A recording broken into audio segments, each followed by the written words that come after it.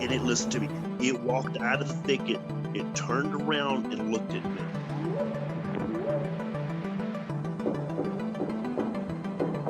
They looked up, and in this tree, there was a monkey man. And the monkey man jumped down out of the tree and started running away.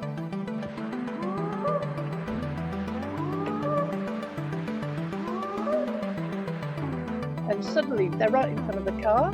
He slams on the brakes and manages to stop. And he's skidding because it's like quite, gravelly. And literally for about a second and a half, they just stood there because they don't know where to go. And you can tell they're panicking. They're like roof flapping. And their face is like twitching.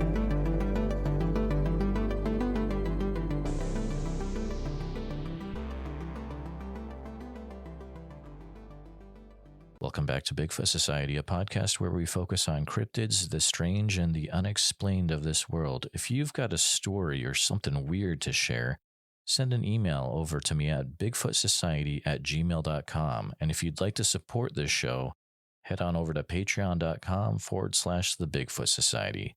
And now, on with the show. Hi there, it's Sunday. That means it's time for the Bigfoot news. So, sit back as we go through different news articles I found throughout the week that mainly have to do with Bigfoot, maybe some cryptid stuff as well. First news item we have is 7th Annual Squatch Fest held in Longview, Washington. About 3,000 attendees were expected to be at the festival. There are many different speakers that were in attendance. We've got Craig Yanni showing a video, Signs and Sounds of Sasquatch. We got a speaker forum. We also had the following individuals that were in attendance at the Squatch Fest: Dr. Jeff Meldrum, Scott Violet, Mark Mersell talking about ape caning, I would imagine, Shane Corson from the Olympic Project, Kathy Strain, and Cliff Berrickman from the North American Bigfoot Center. Looks like it was a 2-day event with about 7 food carts and 44 vendors at the festival. Judging by their Facebook page for it, many fun things occurred. A lot of people had a lot of fun. But unfortunately, as of 8 hours ago, on January 29th, their inflatable Sasquatch mascot was stolen the night of January 28th, which is terrible. Please contact the Longview Police Department at 360-442-5800 if you have any leads on the inflatable Sasquatch, or contact Squatch Fest directly through Facebook. Come on, guys. Don't steal Sasquatch. That's just not nice. Also, if anyone was there at Squatch Fest, please contact me, bigfootsociety@gmail.com. If you've got any thoughts, any observations about how it went, I'd love to talk to you, maybe get a little report for the podcast on that. Coming up next, we have an item that's pretty interesting from a Reddit post back on January 17th. It seems that Bigfoot was seen on Google Earth in the state of Colorado. If you look at this article, it's really interesting. It's almost like it looks like a Nintendo screenshot, really, but from the 80s. But the figure is leaning forward, almost like you imagine it moving quickly across the field. And the thing is, we don't know if this is someone put up some sort of cutout, or if it's just a weird blob, an anomaly. We don't know. I know there's smart people out there that are listening to this that figure out hoaxes and stuff. If you think that this is not real and you have evidence to prove it, let me know. Send me an email at bigfootsociety@gmail.com. The latitude and longitude is actually in this article. Montrose County in Colorado. So if you can go to that area and take a picture and be like, hey, it's actually this, send that to me as well. BigfootSociety@gmail.com. Our next item comes from January 18th, and it's Bigfoot Bound for the Moon. Artist Dan Chedzinski, who's a curator of the University of Findlay's Maza Museum, and you've probably seen this. You've seen, it's just an amazing sculpture of a Bigfoot, a bust of Bigfoot, his head, shoulders. It's got like a white goatee, just a very menacing figure. But the cool thing is that an image of this Sasquatch, which is titled Evasive Species, will be included in what's called the Lunar Codex Polaris Collection, which is a placement of contemporary arts on the moon. That's pretty cool. It's going to be laser etched on a nickel microfiche, and in a time capsule. Looks like the capsule will be transported on the Griffin lunar lander, launched by SpaceX alongside NASA's Viper rover.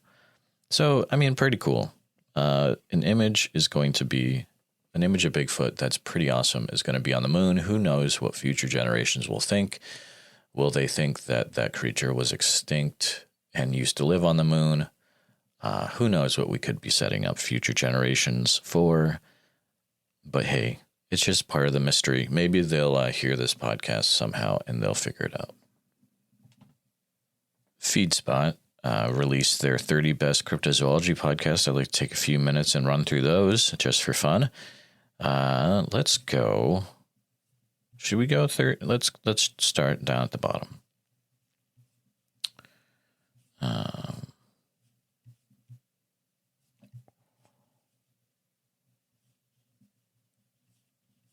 And let's start at the top. Yeah, we'll start at the top. Number 1, Sasquatch Chronicles. Number 2, Monster Talk. Number 3, Monsters Among Us podcast. Number 4, the Cryptonaut podcast. Number 5, From the Shadows. Number 6, Mysteries and Monsters. Number 7, Cracking Cryptids and Curios. Number 8, Bigfoot Terror in the Woods. Number 9, Bigfoot Society. Hey, that's me. Number 10, Yowie Central. Number 11, Bigfoot and Beyond with Cliff and Bobo. Number 12, Counting Cryptids. Number 13, Beastly Theories. Number 14, Cryptid Zone. Number 15, Cryptid Campfire. Number 16, All Day Paranormal. Number 17, The Cryptid Factor. Number 18, Cryptids Decrypted. Number 19, Cryptic. Number 20, Alien Zoo. Number 21, The Amateur Cryptid Survival Guide. Number 22, Cryptids on Cryptids. Number 23, Cryptids. Number 24, Conspiracies and Cryptids. Number 25, ABC Cryptozoology. Number 26, Mysterious Creatures Program. And number 27, Monster Tales, A Cryptid Adventure. And that it actually goes just to 27. So there you go. Hopefully the podcast you like is on there. I know Bigfoot Society is on there. And if you're listening to this, hopefully you like Bigfoot Society. Hey, give us a subscribe if you're just checking this out. And leave us a review on iTunes. 5 stars and a great review. Helps us get out there. Anyways, that's just a little plug for me.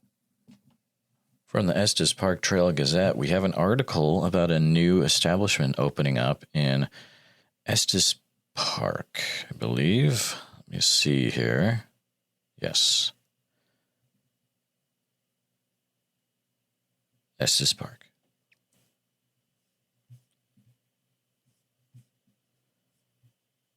Let's get to it. Specifically West Elkhorn, sorry. I got distracted. Okay, so here we go. So Jack and Jill Skinner, who were going to open up this establishment in Gatlinburg, Tennessee, but ended up not. They chose Colorado instead for a few reasons. They opened up a Bigfoot-themed donut shop called Squatchy Donuts. Pretty cool. Why not combine your love of Bigfoot and donuts and coffee? It looks like it's split into 2 areas. On the one side, you can get coffee and donuts. On the other side, you can buy Sasquatch memorabilia, educational materials. And the cool thing is that their main supplier of their coffee is the Sasquatch Coffee Company, which is cool. I'm even seeing a picture where you can see track casts and things of that nature. Looks like the Skinners are also into hunting ghosts. They're cryptozoologists and UFOologists. So, hey, if you need somewhere in Estes Park to share your Squatch encounter, why not head over to Squatchy Donuts? And also let me know if you went over there and what you think of it. You can send me an email, bigfootsociety@gmail.com. Wanted to shout out a few upcoming festivals. First off is the First Frogman Festival, held in, of course, Ohio. Specifically at Great Wolf Lodge in Mason, Ohio. This is going to be a much bigger deal than a lot of people realize. There's going to be 50 vendors selling different merch, all centered on Frogman and other different Cincinnati area cryptids. There'll also be a tournament put on by MetaZoo, the popular card-playing game based on cryptids, and it's a really special one. They're offering a $50,000 prize to the top winners of that tournament at the Frogman Festival, which is really cool. There'll also be a lot of different speakers, each one giving 45-minute talks. I'll go ahead and run through those real quick. We've got Ashley Hill, or Ashers, from On Wednesdays We Talk Weird podcast, talking about Mothman, which that alone is worth the cost of admission. We've got Dee Elliott talking about legends and the towns they haunt. Heather Mosier, Small Town Monsters and other things, talking about the importance of storytelling. James Willis, talking about the Frogman of Loveland, Ohio. Aaron Shaw, talking about the flora and fauna of the Little Miami River. Tobias Wayland from the Singular Fortean Society. B. Mills, talking about Bigfoot in Ohio. Jessica Jones, talking about our supernatural world. A fantastic lineup of speakers. Well worth the $10 to get entry into the festival. So make sure you head over to frogmanfestival.com and definitely get your tickets. This is coming up quick, March 4th, 2023 at the Great Wolf Lodge Conference Center in Mason, Ohio, 10 a.m. to 6 p.m., all ages. Another upcoming festival we have is the 6th Annual Nebraska Bigfoot Conference, or this year's theme is Boggy Creek Days, happening from April 21st to the 22nd in 2023 at Hastings City Auditorium in Hastings, Nebraska. This one's going to be pretty awesome. Definitely have people coming in that are related to Boggy Creek. First off, we have Lyle Blackburn. You've heard him on the show before. You've seen him all over talking about Bigfoot in the South, especially related to Boggy Creek, the Fouke area. And that's going to be an awesome talk he'll be doing. We have Pamela Pierce Barcelu, and she is, of course, the daughter of Charles B. Pierce. She has the rights to the legend of Boggy Creek. Looks like she will be talking about that. She has also, of course, appeared in the legend of Boggy Creek. So she'll probably have some great stories about that. We've got Duke Sullivan, who is a Bigfoot researcher from Montana. Talking about mountain giants, Gugwe, all sorts of interesting things. We got Robin McCrae, who has a encounter with the Sasquatch people. We've got Pat McCrae, who's been doing Bigfoot research for the past 7 years in Indiana. We've got William Lunsford, who has over 40 Bigfoot sightings, researching for 43 years, and actually saw the Fouke monster in 1977, which is awesome. Stephen Hill from Southwest Arkansas had a sighting in 2009. Alan McGargle The filmmaker has made different films such as The Back 80, Ghosts and Ghost Towns, The Bigfoot Alien Connection Revealed, and Alien Contact in the Rockies. He will have some. Also, he runs the yearly Bigfoot campout called Bigfoot Adventure Weekends. Ron Mayer is the producer of one of the movies that'll be shown, Beast of Bray Road and Bigfoot. So that's all one title together. John McFarland, short story writer. Don Monroe, true mountain man, researcher, author, explorer for over 60 years. Ken Collins, Bigfoot researcher for over 30 years, regular presenter. He was on an episode of Bigfoot Society back in the day. Definitely check that out. This conference is going to be jam-packed full of speakers, and if you're into the Boggy Creek movie and the Falcon Monster and all that, you'll definitely want to check it out. Friday ticket is $20 adults, Saturday $20 adults. There's also a Friday movie night ticket, so you can watch the movies they're showing, $10. You can get the full package for $50, includes the movies, Friday, Saturday night, all that good stuff. And of course, make sure that you swing by the Bigfoot Crossroads of America Museum and Research Center while you're there. You don't want to miss out on that. And that's, of course, it's hosted by Harriet McFeely.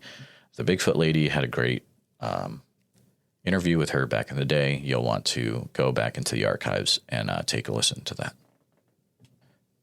Lastly, wanted to bring up a mystery that a few of us are trying to figure out right now. There's a documentary, and this is from March 12th of 2022. In Oregon, there was a documentary that was being planned and filmed on Peter Byrne, the famous Bigfoot researcher, and a group of us were trying to find out if the documentary was ever made or what the status of it, and we can't find anything anywhere.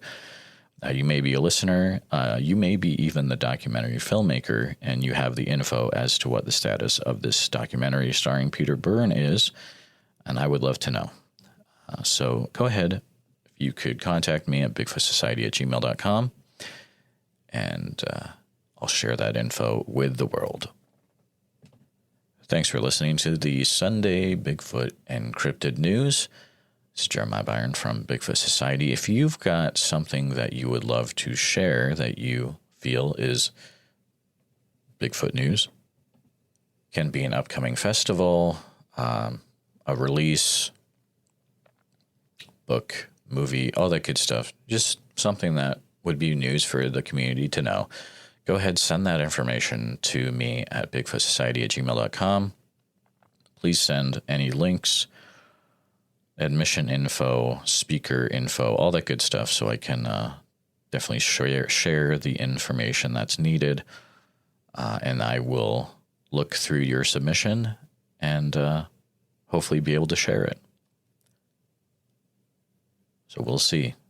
No promises, but I'll definitely consider it. It'll probably get shared. We'll see. You know how it is.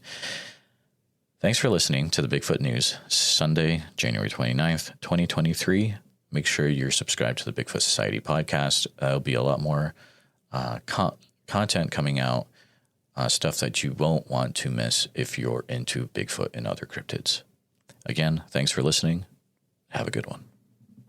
Thank you for listening to Bigfoot Society. If you like the show, please review and rate it 5 stars on iTunes. Hit the share button and send this episode to all your friends on social media. Subscribe to Bigfoot Society wherever you listen to podcasts. It doesn't cost a thing. Pick up a Bigfoot Society shirt or enamel pin over on our Etsy page, and people will tell you all about their Bigfoot sightings when you wear it. At least that's what people tell us. That's what happens. If you'd like to become an official member of Bigfoot Society with a membership card, a community of like-minded individuals, and extra content each month, then please consider becoming a supporter of the podcast by going to www.patreon.com/The Bigfoot Society. Thanks for listening.